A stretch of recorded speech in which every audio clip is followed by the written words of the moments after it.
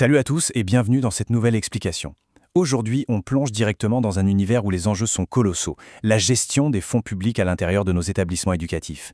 Vous savez, il ne s'agit pas juste de griffonner quelques chiffres dans des cases ou de remplir de la paperasse. C'est une responsabilité absolument immense, une responsabilité qui touche directement au compte bancaire de l'État. C'est un monde où la précision et la rigueur règnent en maître absolu. Allez, c'est parti. Au programme d'aujourd'hui, on va suivre un parcours bien précis. On commencera par définir la nature même du chéquier, puis on décortiquera son anatomie avant de passer à la rédaction pratique. Ensuite, on verra le suivi comptable, les erreurs courantes à éviter à tout prix, et enfin, on terminera sur les règles strictes d'audit et de conformité. Alors, posez-vous la question. Comment un simple petit bout de papier peut-il sécuriser les fonds publics de tout un établissement éducatif? Ça paraît fou, non? Eh bien, c'est parce qu'un chéquier, c'est bien plus qu'une simple fourniture de bureau qui traîne dans un tiroir. C'est littéralement le cœur battant de l'intégrité financière. Chaque feuille de ce carnet est un instrument de pouvoir, de confiance et de responsabilité. Allez, on plonge directement dans le vif du sujet avec notre première section, la nature et l'importance du chéquier. À la base, c'est quoi exactement un chèque dans ce contexte? Eh bien, c'est un ordre de paiement écrit et surtout éminemment formel. L'établissement donne l'instruction claire et directe au Trésor public de verser une somme bien précise à une personne ou une entreprise spécifique. En gros, c'est le mécanisme qui donne le pouvoir à l'intendant de retirer ou de transférer des fonds pour payer des fournisseurs ou même de rémunérer du personnel. On compte vraiment 4 grands objectifs derrière l'utilisation de ces chéquiers et ils exigent tous un immense respect. D'abord, ils permettent de régler les dépenses du quotidien comme l'électricité ou l'achat d'équipements.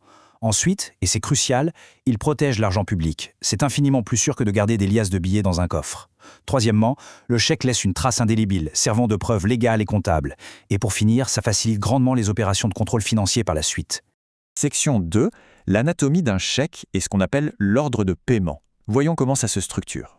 Maintenant, ce qui est vraiment intéressant ici, c'est le contraste entre le fait d'autoriser une dépense et celui de la payer réellement.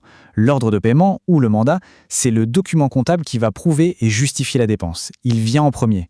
Ce n'est qu'après ça que le chèque entre en scène. Le chèque, c'est l'outil qui exécute le paiement. C'est l'aboutissement physique du processus. Si on décortique un peu ce fameux chèque, on y trouve quoi? La date, le nom du bénéficiaire, les montants en chiffres et en lettres, et bien sûr, la signature de l'intendant. Mais attention, l'élément absolument vital ici, c'est le numéro séquentiel. Les chèques sont prénumérotés, genre 12 501, puis 12 502, etc. Cette continuité, c'est le rempart absolu pour éviter les pertes ou empêcher toute forme de manipulation financière douteuse. Section 3, les étapes pratiques pour rédiger un chèque. On redescend sur Terre avec une vraie tâche administrative. Imaginons une situation très concrète, d'accord? L'établissement doit payer une facture d'électricité à la Sonelgaz. Et le montant à régler est très précisément de 35 000 dinars algériens. Comment est-ce qu'on s'y prend en pratique pour que tout soit parfait? Eh bien, voici comment le chèque prend littéralement vie étape par étape. On commence par la date, disons le 15 octobre 2025. Ensuite, on écrit bien lisiblement le bénéficiaire, Sonelgaz. Après ça, on note le montant en chiffres, 35 000. L'étape 4, c'est d'écrire ce même montant, mais en toutes lettres, sans erreur. On ajoute le motif, facture d'électricité. Et on termine par l'étape décisive qui valide le tout, la signature de l'intendant. Passons à la suite pour voir comment tout ça s'imbrique avec la section 4, le suivi comptable et les registres. Parce que oui, une fois le chèque détaché et signé, le travail est loin d'être fini. Qu'est-ce qui se passe tout de suite après? Chaque mouvement sortant est tracé avec une précision chirurgicale dans un registre spécial. On y note la date, le numéro unique du chèque qu'on vient de voir, le destinataire, le motif et le montant. C'est un suivi à la loupe pour s'assurer que chaque paiement concorde à 100% avec le registre du compte courant du Trésor. D'ailleurs, si on additionne ces récents chèques, on tombe sur 62 000 dinars. Ça vous montre comment ce registre n'est pas juste là pour faire joli, il permet un calcul ultra rapide pour avoir une vue d'ensemble des dépenses en un seul coup d'œil. Mais attention, il y a une petite subtilité à garder en tête. Souvent, il y a un délai entre le moment où vous donnez le chèque et le moment où la personne l'encaisse réellement à la banque. C'est ce qu'on appelle un chèque non encaissé. Et forcément, ça crée un petit décalage temporel entre votre registre et le relevé officiel du Trésor. C'est exactement pour ça qu'on fait ce qu'on appelle un rapprochement bancaire pour tout réconcilier de manière transparente. Section 5, les erreurs courantes et les règles de sécurité. Et là, on rentre dans la zone de haute conformité. Allez, on fait monter les enjeux d'un cran. Imaginez la scène, un petit zéro de trop qui glisse par inadvertance pendant la rédaction. Bim, 500 000 dinars au lieu de 50 000. C'est le cauchemar, non? Une erreur numérique comme ça, c'est hyper critique. Ça fausse tout le système et ça demande de réagir immédiatement. Si ce jour de boulette arrive, la règle est inflexible.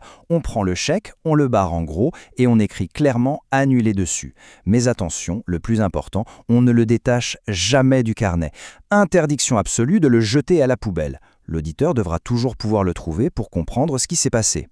Ce qui nous amène naturellement à nos fameuses règles d'or de sécurité. Et croyez-moi, on ne plaisante pas avec ça. Ne jamais, au grand jamais, signer un chèque en blanc.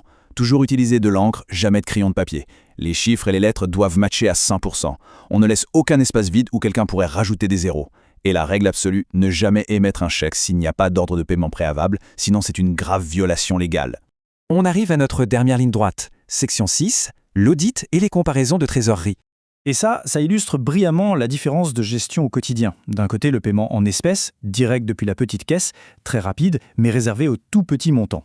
De l'autre, le chèque, adossé au compte du trésor, hyper réglementé, et utilisé pour les grosses sommes parce qu'il laisse une empreinte hautement sécurisée. Du coup, quand un inspecteur débarque pour un audit, c'est quoi sa checklist? Il va tout éplucher.